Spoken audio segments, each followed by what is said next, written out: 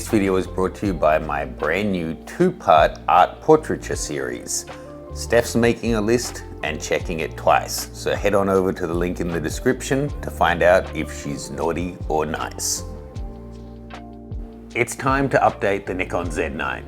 And I mean that in two ways. You need to go and update your Z9 because firmware version 5.1 has just been released, bringing in some new features for video shooters. Namely, it's giving us shutter angle that's customizable in 15 steps from 5.6 degrees to 360 degrees. It's giving you customizable brightness information display. You can also change the colors of your zebra pattern: black, gray, red, green, and blue. And you can also change the size, transparency, and position of the histogram and waveform monitors. And secondly, now being the end of 2024, it's time for Nikon to update the body itself. Or is it? Look, I'm an old fuddy-duddy like some of you guys. It does seem these days like cameras are relentlessly and constantly being updated. But actually, for Nikon flagships, it's been a fairly stable kind of schedule that we've been able to follow over the years. The D3 was top of the range for about 2.5 years, the D3S about the same, the D4 and the D4S were only around for 2 years each, and the D5 was arguably the longest reign, being 4 full years on the helm. That's if you exclude the D6 and the D850, which arguably never saw a successor because we then moved on to mirrorless. So whilst the Z9 is still an epic camera, it is now 4 years old. It was released around Christmas 2020. And in that time, we've seen Sony release the A1 and now the A1 Mark II. We've seen Canon finally limp across the finish line and get the R1 out to market. Sony also brought out the first global shutter full frame in the A9 Mark III. Still a great camera, but the market has shifted a lot over the past 4 years. So is the Z9 still worthy of being the flagship for Nikon? Now, before we jump into that, if you are a Nikon Z shooter, check out my expert setup guide. It takes you through every Z model in the system, shows you how to get the most out of them for your style of shooting. I also have guides for Sony Alpha, Fuji GFX, and Hasselblad. You can also check out my Patreon, Granger Uncut, to join me behind the scenes on my different photo shoots. Now, from the outset, I should acknowledge I am not paid. I've never been paid or endorsed by Nikon.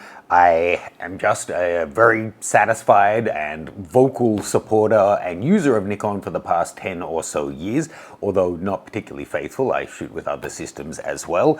But I own and bought for myself, of course, I'm not supported by Nikon, a pair of Z9s and a Z8. The Z8 is a really good camera. The Z9 is spectacular. For me, the best full frame camera that I've ever owned, worked with, shot with for my use case. That's not to say it's perfect, but it is pretty spectacular. And I would argue it's not the same camera that was released 4 years ago, even though the hardware itself hasn't changed.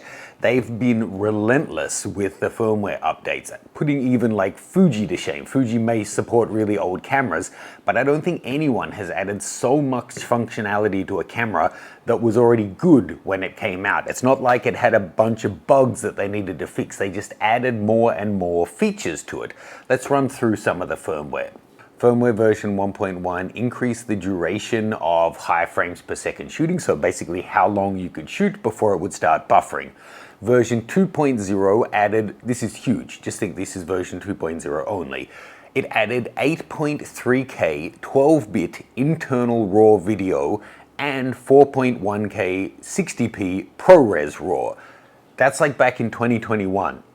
That was groundbreaking at the time, and still at this kind of price point, it's kind of unmatched on the market. Version 2.1 improved autofocus and introduced high frequency flicker reduction. Version 3 added high res zoom, 60 frames per second still shooting, and new playback options. Version 4 added auto capture, expanded ISO for log video, and improved the high res zoom.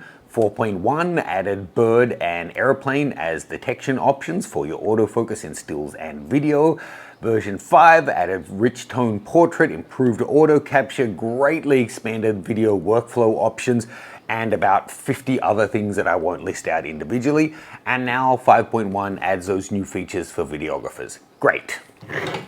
So you can see it's really come a long way in the past 4 years. The hardware is now 4 years old, but the features are still mostly up to date, and the price, which was $5,500 US at launch, is still that, or often found cheaper, despite the fact that there's been an 18% cumulative rate of inflation over the past 4 years.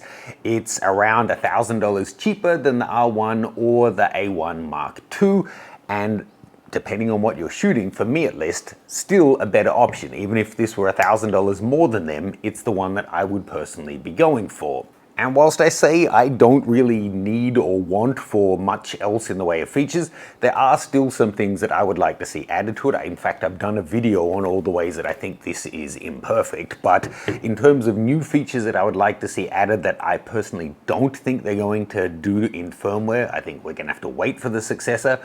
I would love to see the newest generation of CF Express Type B format cards accepted in this, so we can get the full benefit of the speed that the cards are now capable of, but cameras haven't caught up. I think we all want to see pre-capture in RAW enabled on the cameras, and maybe that'll come in tandem with the newer processor and newer cards. If they can squeeze out a little bit more ISO performance from this sensor, that would be great. I'd love to see the focus issue that I outlined in one of my videos solved.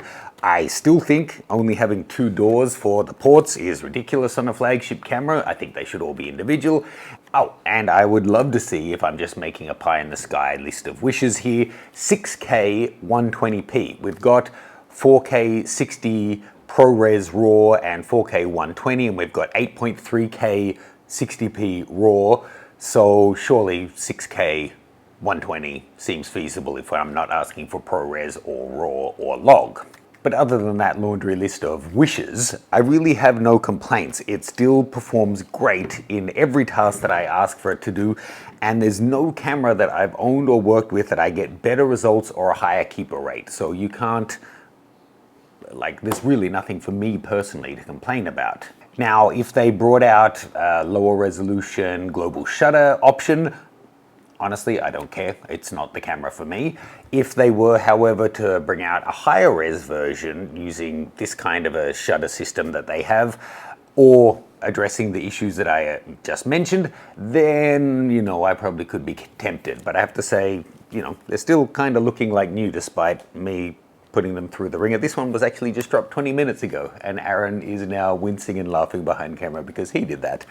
How about you guys? Are you shooting with Nikon? What do you think about the Z9 and how it stacks up against the competition, how it fits in with the other Nikon cameras in 2024? Given the history of, updates, I think it's kind of fair if this is on the throne for this amount of time, but it is getting up there with the longest we've ever had a Nikon DSLR or full frame mirrorless be the flagship. So if it's going to be more than a year, I would really be surprised. Let me know what you're hoping for in terms of an update. Check out Patreon Uncut and my different setup guides in the description below, and I'll see you guys soon.